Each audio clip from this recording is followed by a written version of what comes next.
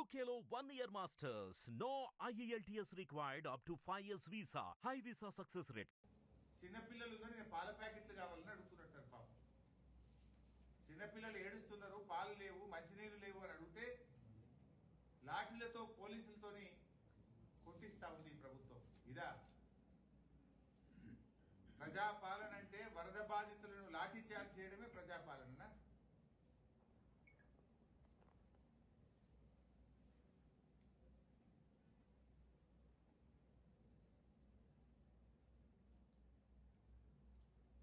ఈ ప్రభుత్వం ఇలా పూర్తిగా ఫెయిల్ అయింది. ఇలా తుమ్మిళ్ళ లిఫ్ట్ మొత్తం నీట మునిగిపోయి.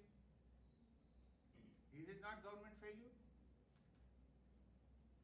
ఆనాడు కాళేశ్వరం పంప్ హౌస్ లోకి నీళ్ళు వస్తే నానా గోల చేసినావు కదా, మరి ఇలా తుమ్మిళ్ళ లిఫ్ట్ ఇరిగేషన్ స్కీమ్ మొత్తం నీట మునిగిపోయింది. Is it not your government failure? ఏమైంది? ముందస్తు ప్రణాళిక ఎందుకు చేయలేకపోయింది?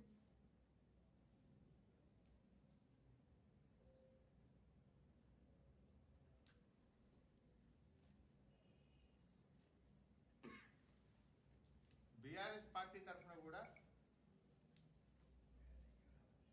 పెద్ద ఎత్తున సహాయక చర్యలు కూడా చేపడతాం. ఏ కుటుంబాలు అయితే నష్టపోయినాయో వాళ్ళకు నిత్యావసర వస్తువులు కానీ, బట్టలు కానీ అన్ని రకాలుగా సహాయక చర్యలు చేస్తాం.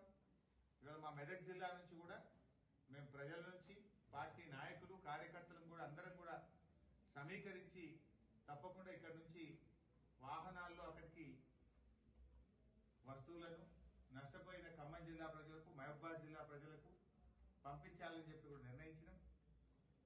మెదక్ గాని, దుబ్బాక్ గాని, సిద్దిపేట గాని, గజ్వేల్ గాని, నర్సాపూర్ గాని, మెదక్ జిల్లా మొత్తం పాత మెదక్ జిల్లా నుంచి మేము సేకరించి మరి పెద్ద ఎత్తున విరాళాలు సేకరిస్తాం. మా పార్టీ నాయకులు మేము కాంట్రిబ్యూట్ చేస్తాం, మా కార్యకర్తలు కాంట్రిబ్యూట్ చేస్తారు. మేమందరం కలిసి వరద బాధిత కుటుంబాలని ఆదుకోవాలని చెప్పి కూడా పార్టీ పక్షాన మేము నిర్ణయం తీసుకున్నాం.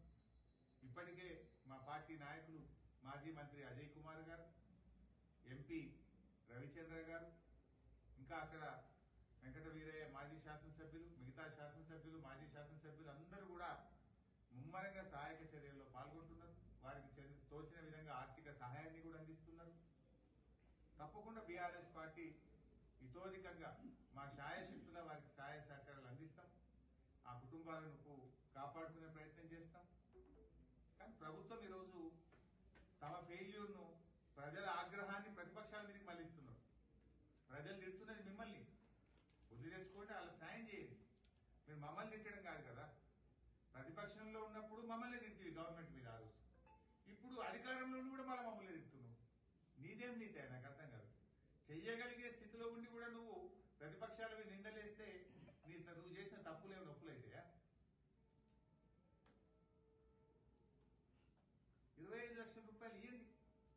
నిజంగా అసలు ఎంతమంది మరణించారో లిస్టు బయట పెట్టండి. ప్రభుత్వం ఎందుకు చెప్తలేదు ఇప్పటిదాకా?